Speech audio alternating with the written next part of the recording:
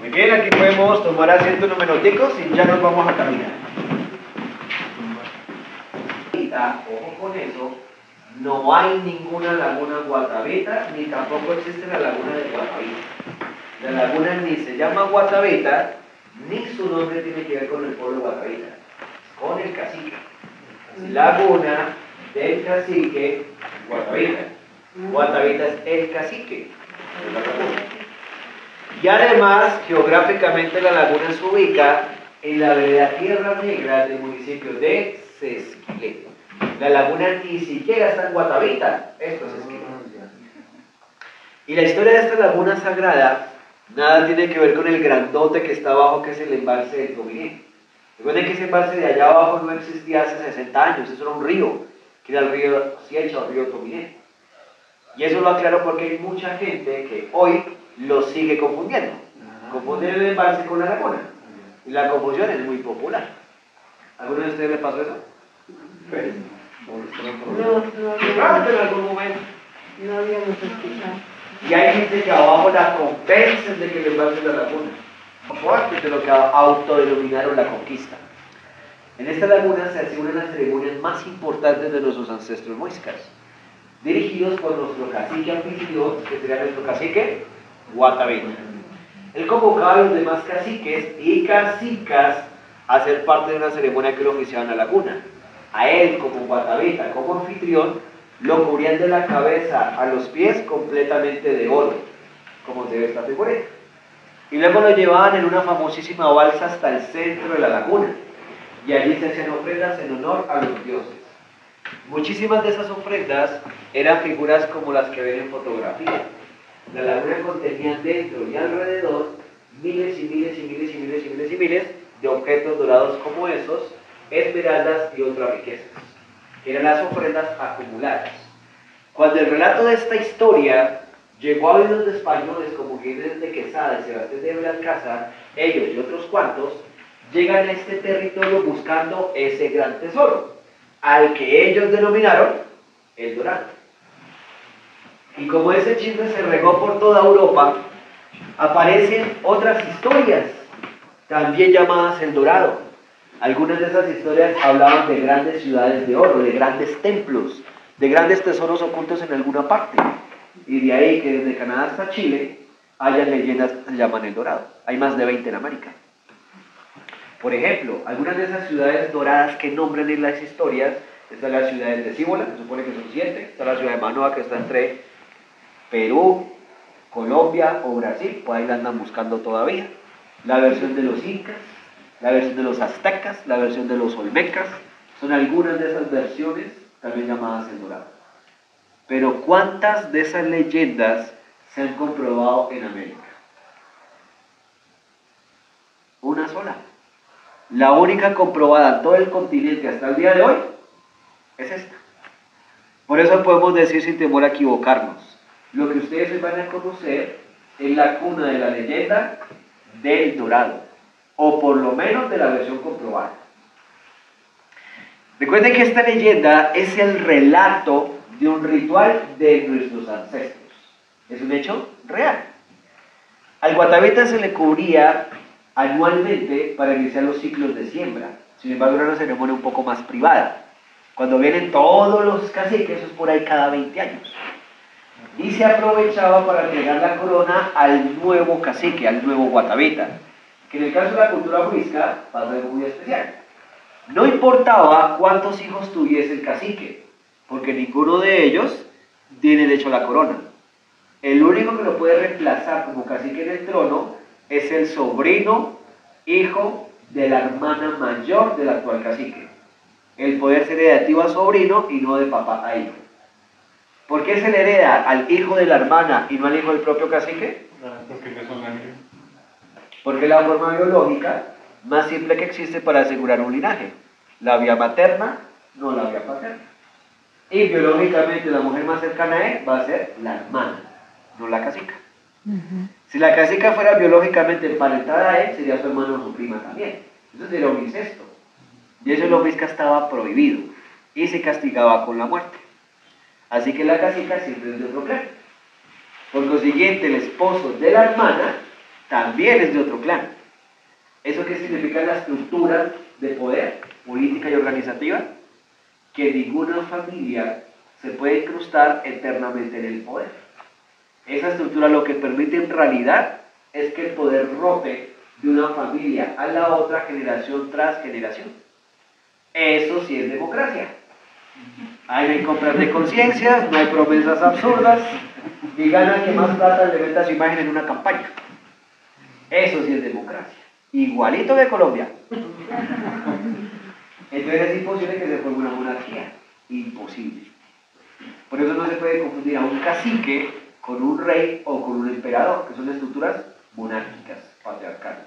Es muy casi más lineal, diferente. Entonces, el hijo de la hermana. Dice el dicho de las abuelitas: los hijos de mis hijas, mis nietos serán, pero los hijos de mis hijos, en duda estará, Dios sabrá, el diablo dirá, en duda quedará, nunca se sabrá. De algún lado se inventaron el hecho las abuelitas, y por algo lo dirán a uno. Las suegras también se lo saben. Claro, es que en esa época antigua no había pruebas de ADN, en esa época no había pruebas de consanguinidad, y como no siempre hijo de tigre sale pintado, ¿cómo aseguran que el hijo del cacique realmente sí es su hijo? Casos se han visto. Me imagino que en ese grupo no, pero pues casos se han visto. Aunque eso solamente pasa en la Rosa Guadalupe, pero en la vida real. Ay, ya vi quiénes son los noveleros. Muy bien. Entonces, el hijo mayor de la hermana mayor. Pero así como todo tiene su pro, todo tiene su contra. ¿Qué pasa si el cacique no tiene hermanas? ¿Qué tal la hermana no tenga hijos varones? ¿Qué tal el cacique se muera y no es sobrino, o el sobrino apenas es un bebé? ¿Qué tal muera el sobrino en el parto? Puede ocurrir cualquier cosa. Somos humanos. Si no hay hijo de hermana, depende cuántas hermanas tenga el cacique.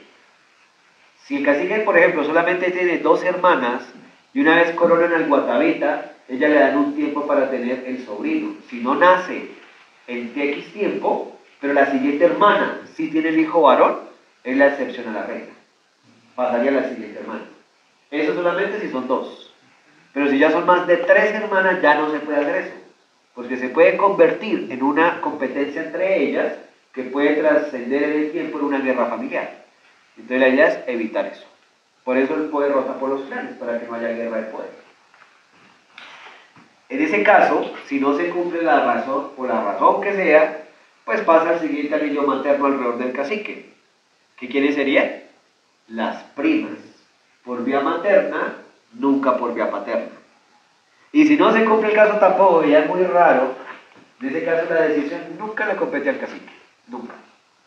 Se reunirían los sacerdotes en un cosmui original, cosmui, casa del agua, casa del pensamiento. Todos los sacerdotes se reunirían acá, harán un círculo de palabra alrededor del fuego. Aquí ya existía el conclave. Y entre esos sacerdotes se ponen de acuerdo y eligen un niño de 9 años de edad. Y a ese niño lo educan para ser el siguiente soberano. Sin importar de qué clan venga, lo forman para ser el siguiente cacique. Recuerden que eso no importa porque igualmente el poder rota por todos los clanes. Da igual cuál suba el poder ahorita. Entonces, si no hay hijo de hermana, pues hijo de prima. Y si no, pues lo eligen de los sacerdotes de algún clan. Entonces, que lo que realmente le importa no es la consanguinidad, es la educación. Un líder nace, pero un líder debe formarse. Entonces, ese muchacho cuando tenga 9 años, los sacerdotes se lo llevan para la montaña y lo aíslan de la aldea por otros 9 años de su vida. 9 años en la montaña, sin comer nada con sal, nada endulzado, nada picante, nada de carne roja y 0 contacto con mujeres. Ni siquiera la mamá lo podría visitar, ni la mamá. Cada noche era traído a las casas ceremoniales y en torno al fuego o a la orilla de la laguna recibirá de todos los sacerdotes su conocimiento y sabiduría. Así durante 9 años en la montaña. Ahí finaliza su infancia y su adolescencia, solito en la montaña. Él no vivía en un cusmui como este. En la montaña vivía en una cueva. Como futuro cacique, su penthouse era una caverna. Y él va a ser el cacique. Y así le tocaba. 9 años solo en una cueva. ¿Cuáles eran los lujos que ese muchacho tenía en ese lugar? ¿Verdad que tenía un plasma LCD 60 pulgadas? ¿Un Xbox 360 última generación? ¿Una cuenta de Netflix ilimitada? Los lujos que él tenía en esa cueva era una estera en juncos y un par de mantas en algodón para abrigarse del frío. Esos eran todos los lujos del futuro cacique. ¿Qué manita para vivir? Y así lo educaban. ¿Por qué vive en una cueva 9 años? ¿Por qué sale de noche y no puede salir de día? ¿Por qué? Porque esa cueva representa un templo muy sagrado, una huisca, que inclusive le llamamos cuca, coincidencia con el castellano y otras lenguas del mundo. Solo que cuca en la lengua huisca se refiere al vientre. ¿Pero al vientre de quién? De nuestra madre tierra. Eso explicaría por qué eran 9 años. Por cada mes biológico promedio de gestación, él pasa un año promedio en el vientre de la tierra. 9 meses, 9 años. Para ser cacique, debe ser gestado por nuestra madre tierra y educado por todo el sacerdocio. Y así le tocaba. ¿Ven lo chévere que era ser cacique? La vacante está vigente, ya verán. Reciben hojas de vida. Ahorita les cuento qué pasaría si al final de toda esa formación los sacerdotes primero los someterán a una prueba final. Solamente al superar la prueba se garantiza que está listo para ser cacique. Pero si pierde la prueba, olvídese que va a ser cacique. ¿Cómo era la prueba? Sencillo. 3 días antes de la coronación, lo sacan de la cuca, de la cueva, y lo traen al cuscuyo original. Se llaman puerta de entrada, puerta de salida, fuego encendido en el centro, y él simplemente tenía que estar sentado cerca del fuego 3 días y 2 noches. Eso es fácil para cualquier huisca. El problema es que en la casa él no estaba solo. A él lo encerraba con varias mujeres, con las cochas más guarichas de toda la región. Esas cochas que eran bien guarichas tenían la misión de seducir y coquetear. Cuando les digo cochas guarichas, ¿qué se están imaginando? ¿Unas abuelitas haciendo pole dance por estos pájaros? ¿A quién le decimos cocha criollamente? ¿A una mujer mayor? O sea, la mamá, la abuelita, la profe, la suegra. En la lengua huisca cucha significa muchas cosas dependiendo del contexto. Uno de esos posibles significados es la forma corta de la palabra cuchavira. Cuchavira es una forma de decir arcoíris en la lengua huisca. Es una forma de decir arcoíris. Si a una mujer le dicen cucha en ese contexto, ¿con quién la están comparando? Con el arcoíris. ¿Qué le están diciendo en castellano? ¿Que es fea, que es vieja o que es bonita? Claro que es más bella. ¿Qué es más bella que quién? Que el mismo arcoíris. Eso es un piropo en la lengua huisca. Y un piropo muy elegante y muy original. ¿Alguna vez le habían dicho ese piropo a alguno de ustedes? Les prometieron la luna, pero nunca les dijeron que era más bella que el arcoíris. Entonces, mis queridas cochas, bienvenidas a su territorio. El territorio huisca reinan las cochas.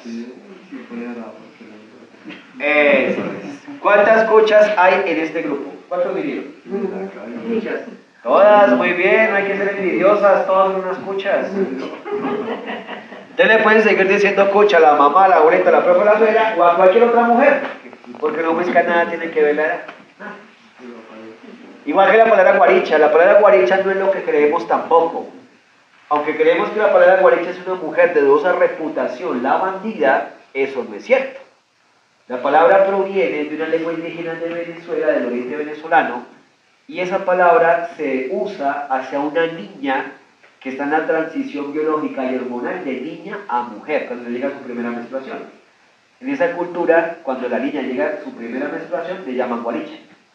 ¿Qué traduce etimológicamente guaricha? Señorita, muchacha, adolescente. Ninguna bandida. Nosotros aprendimos esa palabra con la independencia. Recuerden que Bolívar era caraqueño. Sus llegados más cercanos eran venezolanos también.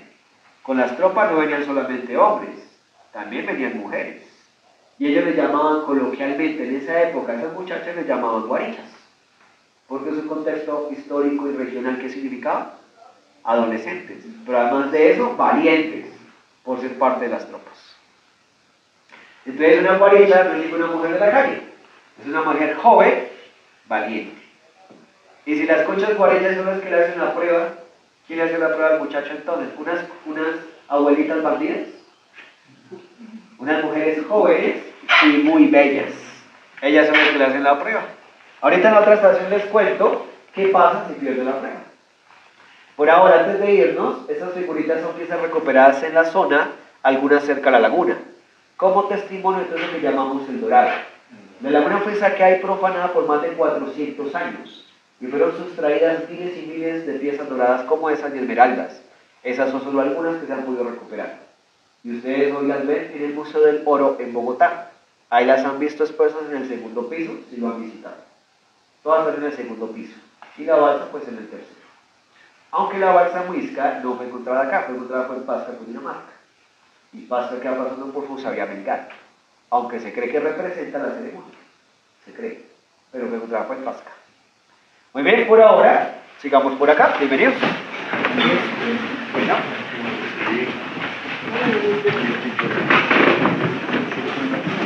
¿Toman foto? Sí.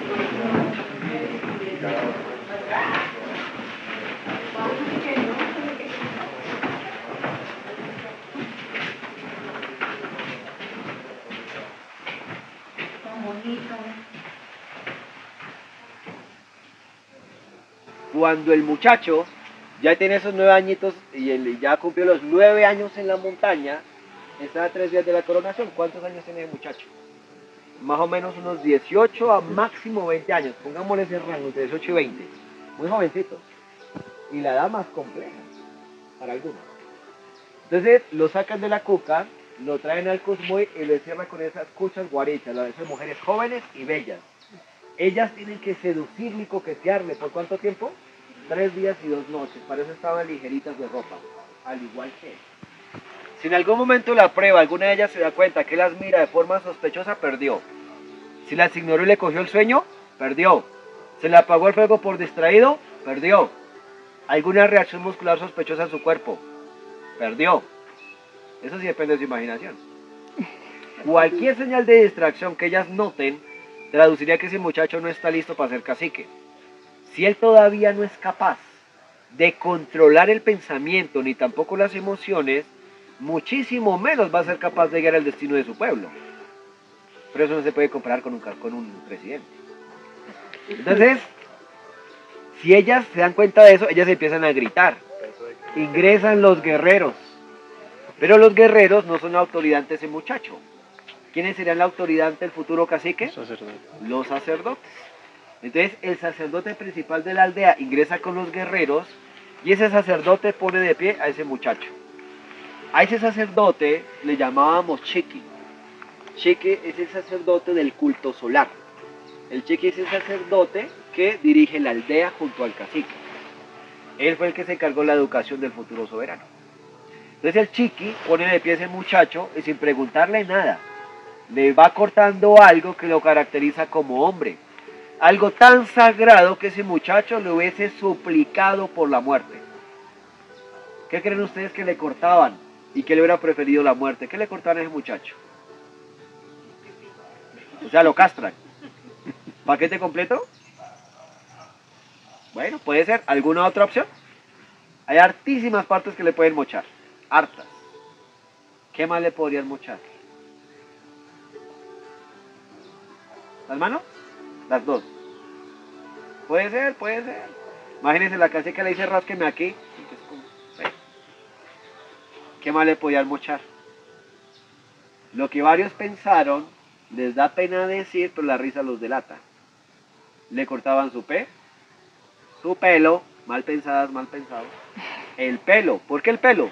Porque el pelo largo para un muisca es algo muy sagrado. Representa su conocimiento, sabiduría, su fuerza espiritual. ¿Y se acuerdan que él estuvo aislado 9 años en la montaña? ¿Qué tan largo tendrá ese pelo? Ese pelo refleja su disciplina, sacrificio y educación. El pelo es la raíz que nos conecta al universo entero, desde el pensamiento muisca. Por eso el muisca a veces preferido que le arranquen la cabeza o lo que hayan pensado antes que le corten el pelo. Era la peor deshonra que existía. Era preferible la muerte. Ahora sí, ¿quién de ustedes quiere ser cacique? Le hacemos la prueba de una vez. Ahí está, yo me consigo las bailarines, ahí está. Trabajo sí hay. Siendo honestos y sinceros con nosotros mismos, ¿será que alguno de los hombres presentes en el grupo sería capaz de superar esa prueba por lo menos un día? ¿O por el contrario, sería un suicidio? Será muy complejo saberlo, muy difícil. Pero para los ancestros no era ningún problema, porque recuerden la educación que recibían y su contexto de vida. Un fundamento básico de su educación es la meditación, algo muy básico en el mundo espiritual. Y por eso la prueba para ellos nunca fue un reto. Y ninguno de ellos jamás perdió esa prueba, ni uno solo. Para nosotros seguramente eso es un suicidio. ¿Por qué? Por la educación que recibimos. Entonces, ¿el problema está en la naturaleza por nacer hombres? ¿O el problema está en la educación? Primera ventaja cognitiva del muchacho.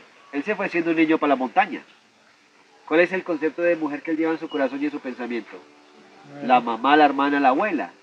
¿Los sacerdotes le cambian ese pensamiento? Al contrario, se lo fortalecen. Él se crea con un pensamiento de absoluto amor, respeto y devoción a la mujer. Y va a reconocer en cualquier mujer a la hermana, a la abuela, a la mamá. Eso se llama principio de respeto. Básico. ¿Y dónde empieza la educación? En casa. El colegio se complementa. La educación es una misión de la sociedad en general, no de las instituciones educativas solamente. Entonces, ahí empieza. Y como él se fue siendo un niño, pues uno no extraña lo que no conoce. ¿Y se acuerdan que estuvo al lado de mujeres por 9 años? Ellas empiezan a mirarlo con ternura inclusive. Porque en su pensamiento no hay maldad hacia la mujer. Él las va a ver es con respeto y con devoción. No con ojos distintos. El problema está en la educación. Entonces, mis amigos, ninguno perdió la prueba. Y si llega a perder la prueba, ¿qué le mochan? El pelo. ¿Va a ser cacique o no va a ser cacique? ¿Se acuerdan una palabra que resalté? Significaría que no está listo. Le falta madurar un poquito más. Entonces le cortarían el pelo, no lo pueden desterrar, porque ¿de dónde van a sacar el otro si no hay más candidatos? Hay otros 9 ¿Y a qué hora años. lo educan? No hay tiempo. En otras partes les van a decir que formaban varios al tiempo. Eso es absurdo, porque eso es proclamar la guerra, porque se matan entre las familias, se matan a los candidatos para asegurar que el de usted quede. Eso es totalmente absurdo, pero así les dicen en otras partes. Solo hay uno, por eso es el hijo de la hermana. No pasa gracia que sea el hijo del cacique. Entonces, no forman varios. Coronan a uno y ¿qué hacen con el resto? ¿Para qué los educaban a los demás? Son teorías totalmente absurdas, pero se las cuentan en muchas partes. Entonces, si alguno quiere hacer la prueba, lo quiere intentar, atrévase. Esa prueba hoy en día la llaman despedida de soltero. Ahí verán. Muy bien, sigamos por acá. No se vayan a de 3, 4 y 5 metros. Dentro no queda ni uno solo. ¿Qué pasó con los reales? Donde empezó la época del campamento, El aire duraban acá 3, 4, 5, 6 días. Venga, una familia, un paseo de un día. Este boquete no es natural. Este boquete se lo hicieron fue para desocupar la laguna. La idea de estos expedicionarios y muchos otros era secar la laguna por completo, para llegar al fondo y sacar de allá abajo hasta el último gramo de oro. Recuerden que como al guatavita se le lleva en la balsa hasta el centro, las ofrendas más valiosas de los rituales están en lo profundo. Lo que queda alrededor es lo que entregan los demás caciques. Por consiguiente, el tesoro está repartido en dos partes, en el borde y en el centro, es decir, en el fondo. Y eso Quesada posiblemente lo tenía muy claro, porque el afán de ellos era llegar, mas no secar la laguna. Cuando llegaron las tropas de Quesada, el agua llegaba hasta acá arriba. Es decir, que esto estaba sellado, esto era pared, y el agua llegaba hasta allá arriba. La laguna está ahí por detrás. Nosotros estamos parados aquí en este bosque, aquí estamos metidos entre este bosque. Entonces la laguna está ahí, a 100 metros, al frente. Si la montaña fue rota de arriba hacia abajo y evidentemente se nota que es un huecazo, para hablarlo más claramente, les cuento algo. Ustedes están viendo solamente la mitad del boquete. Lo que ustedes están viendo en este momento solamente es este pedacito de acá. Solo están viendo este pedazo. Es decir, esto. Pero falta ver esto y falta ver esto. Es decir, que cuando lleguemos arriba al primer mirador, veremos el boquete completo. Y van a ver que el agua superó la altura de esas puntas. En resumen, la laguna perdió con boquete aproximadamente 50 metros del nivel original. Hoy en día le quedan aproximadamente unos 30 metros de agua hasta donde aparece lodo. 30 que le quedan y 50 que le bajaron. ¿Profundidad promedio? Unos 80. Por eso la van a ver tan pequeña. Porque le sacaron casi el 70% del agua. Antes cubría todo el cráter. Cuando llegó el ejército de Quesada, ellos acamparon fue en Suezca. ¿Conocen Suezca? Aquí al frente de esa esquina. Lo primero que fundó Quesada aquí no fue Santa Fe. Lo primero que él fundó aquí fue Suezca. 8 meses antes que Santa Fe. Entonces Sepúlveda, Lázaro Fonte era el capitán de infantería de Jiménez de Quesada. Y la misión de Lázaro Fonte era encontrar esta laguna. Entonces acampan y Lázaro Fonte empieza a hacer las expediciones alrededor de la región. Y exploran todas las lagunas. Y ninguna contenía el tesoro. Van varias semanas, inclusive ya van un par de meses buscándola y no la encuentran. Finalmente torturan caciques, cacicas, sacerdotes, sacerdotisas, hombres, mujeres hasta la muerte y ninguno dijo dónde estaba la laguna. Finalmente Lázaro Fonte entiende que la estrategia del terror no le va a funcionar. Con el Muisca no. Entonces dice, bueno, si no funciona el terror, de pronto el amor sí. Entonces cambia de estrategia. Y se le ocurre, como buen estratega, enamorar a la hija de un cacique. Ella sí sabría dónde está la laguna. Ella se llamaba Soratama. Era una muchacha muy joven, pues obviamente inocente. Entonces él la enamora perdidamente y Soratama se enamora hasta el estilo Shakira. Ciega, sordomuda, terca y testaruda. Así igualita. Fue tanto el amor que ella sintió por ese hombre que reveló el gran secreto y le mostró dónde estaba la laguna, como muestra de su amor sincero. Ella pensaba que el amor era recíproco. Finalmente Lázaro Fonte aprendió el camino. Llegó días después con sus tropas y se vino por toda la orilla. Recuerden que el agua llegaba hasta acá. Y se vino por todo el bordecito recogiendo todo el oro que estaba por ahí. Y dice la historia que logró recolectar unas 14 cargas de figuras doradas y esmeraldas. Recuerden que una carga en promedio son 2 bultos. ¿Cuántas figuritas cabrán en 14 cargas?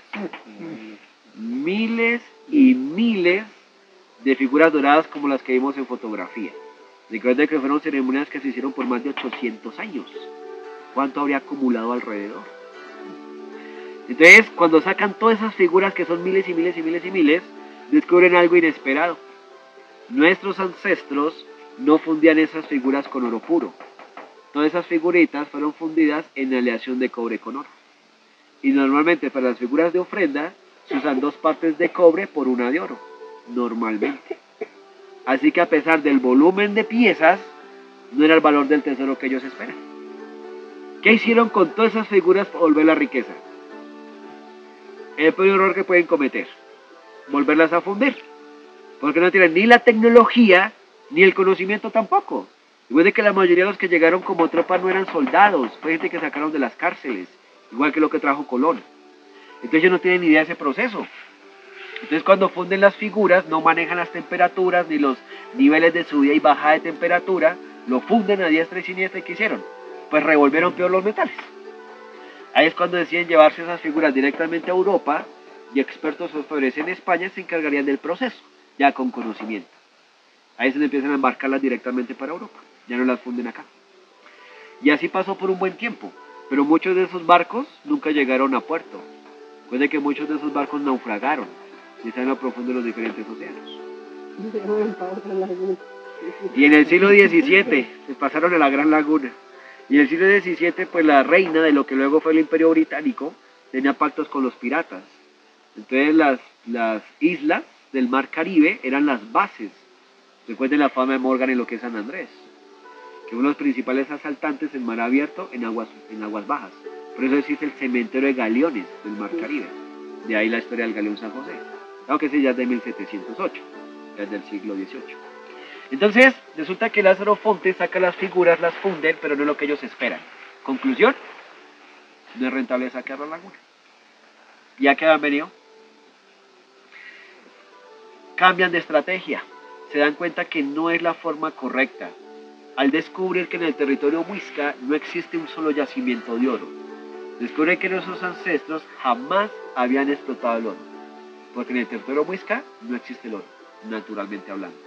Ese metal lo conseguimos por más de 800 años, fue por medio del trueque.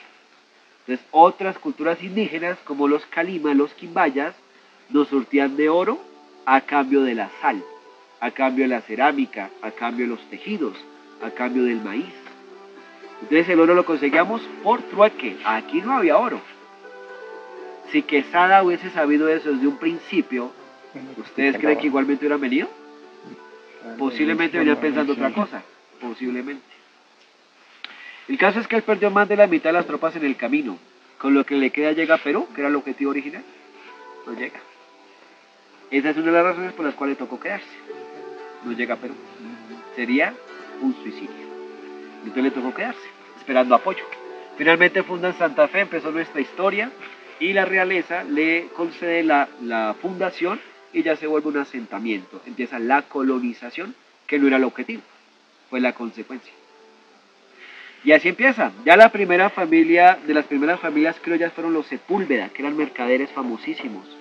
Ellos eran amigos de la realeza de la época, que era Felipe II. Y Felipe autoriza a Antonio a desocupar la laguna por 8 años. ¿A cambio de qué? Del 50% del tesoro. Él le juró que era capaz de desocupar la laguna. Pues el rey, como por aquí nunca vino, pues él creía que era fácil. Sepúlveda no tenía la menor idea ni siquiera cuánto tenía profundidad la laguna. Ustedes sí hoy lo saben, él no lo sabía. Ellos piensan que la laguna no es profunda. Y a punta de pico y pala con esclavos empiezan a abrir el boquete. A pico y pala. En 2 años le bajan 18 piezas a la montaña y sacan más de 12.000 piezas. Muchísimas esmeraldas. Había forjado una gran fortuna en menos de 5 años.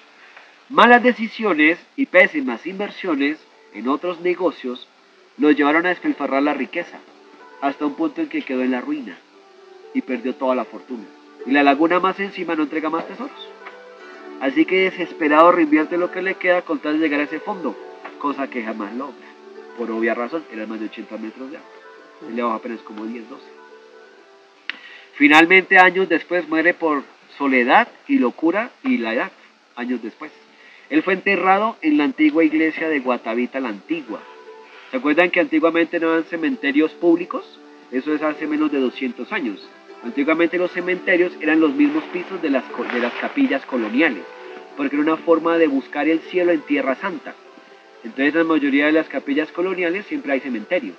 Entonces, Sepúlveda, ¿dónde está? Bajo el agua del embalse del Tominé. Que recuerden que el pueblo antiguo quedó sepultado cuando hicieron el embalse del Tominé.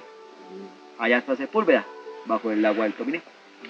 Entonces, dejó marcada la estrategia que fue seguida por otros criollos, y expedición tras expedición fueron abriendo el boquete, cada uno rompió un pedacito. De aquí sacaron oro, no solamente españoles. De aquí llevaron oro a alemanes, franceses, estadounidenses, británicos, colombianos, entre otros. Inclusive a principios del siglo pasado fue la última expedición británica. La declaran cantera y el título de explotación minera se lo compra una empresa de explotación británica. Y la mayoría de los socios eran militares.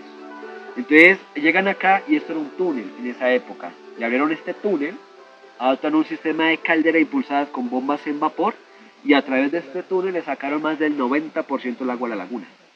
Y según los registros oficiales de la época, la laguna duró desaguada por lo menos 4 años. De todo eso que sacaron de allá abajo, del fondo de la laguna, hay documentos donde dicen cuántas figuras eran, el tamaño, la aleación promedio cobre-oro aparente, su valor comercial. Y todo eso lo mismo con las esmeraldas, el tamaño, el quilataje, es decir, la calidad y su valor comercial. Todas esas figuras y esmeraldas se las llevan para Inglaterra y las venden en casas de subasta en Londres. Así que esas figuritas, a tarde. Esa expedición culminó por la Primera Guerra Mundial.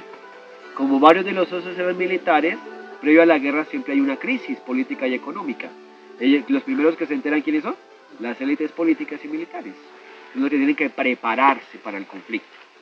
Entonces ellos liquidan la empresa para no pagar los impuestos, reparten la riqueza. ¿Y qué pasó con las máquinas que tienen acá? Las abandonan. Con el tiempo el túnel se derrumbó, el túnel se selló y el agua empieza a recuperar su espacio hasta que hoy tiene sus 30 metros. Por consiguiente, mis queridos amigos y amigas, ¿dónde están esas máquinas? Ahí están todavía, en lo profundo de la laguna, nunca las sacaron. Y eso lo sabemos, y no para convencerlos, eso sabemos que es verdad, porque hace 30 años, cuando empiezan las expediciones de buceo, encuentran las máquinas en el fondo, y todo eso está documentado. ¿Se acuerdan de un programa en Colombia Paz Verde, Colombia Oculta en los 90, de Roberto Tobar Gaitán? Ellos son los que encuentran todas esas máquinas en el fondo, demostrando que la laguna sí fue desaguada, pues las máquinas están allá en lo profundo todavía. Y sacan fragmentos de esas máquinas, como evidencia. Es decir, que eso fue cierto. Lo que no sabemos es cuánto se llevaron. Sí. Por ahora no podemos ir, zona de Roma.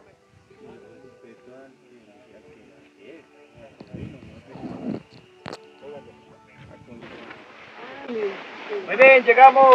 Primer mirador, meta cumplida. Muy bien, me escuchas iguaches. Muy bien.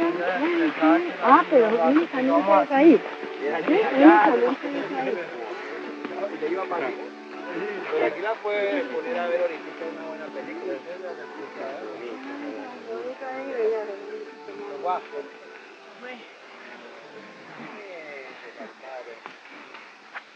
Llegamos, primer mirador, meta cumplida. Muy bien.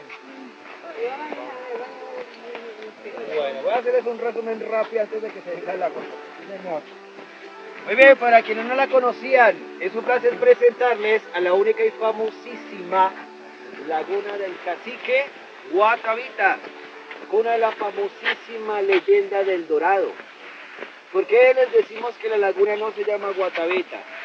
Porque Guatavita en la mitología es una diosa, y fue una diosa que vivió en la laguna en el principio de la creación. Cuando nosotros hablamos de Guatavita como pueblo muisca, nos referimos a la diosa que habita la laguna. Porque la laguna como tal en lo muisca se llama Tomsa. La laguna en la lengua muisca se llama Tomsa. ¿Qué significará Tomsa en la lengua muisca? Tomsa significa ombligo del mundo, ombligo del universo. Pero en el contexto de madre tierra significa cordón umbilical. Y también significa útero y matriz.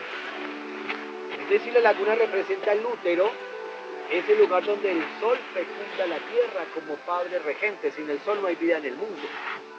Entonces, no es descabellado hablar de un padre sol, porque sin sol no hay vida. Entonces, resulta que ese es el concepto de la ceremonia. Por ahí no cuenta.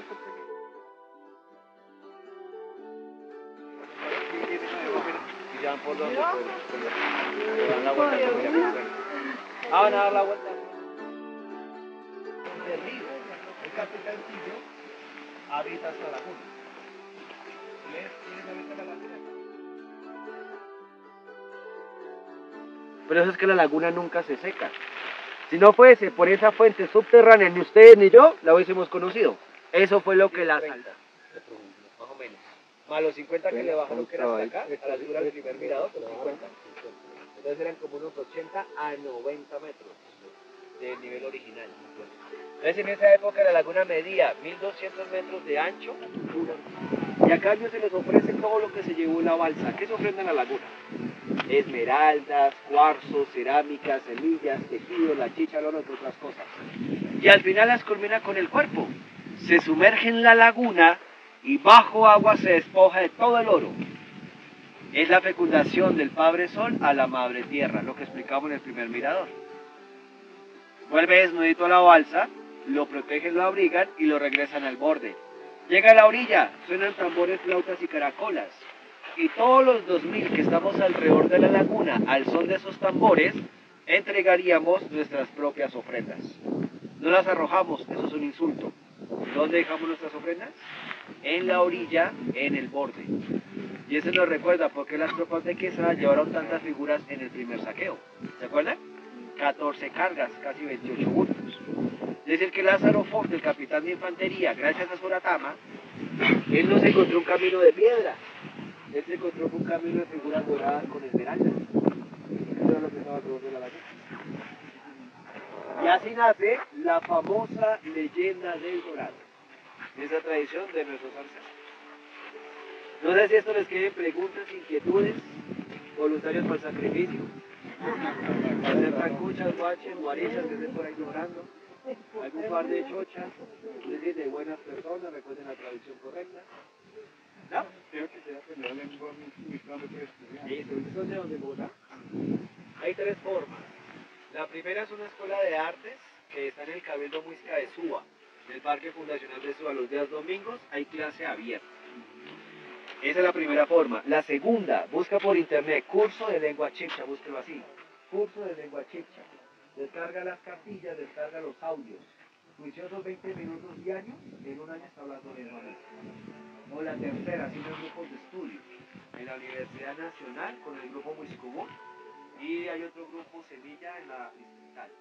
Y ellos usan foros donde trabajan. Pero es más fácil con los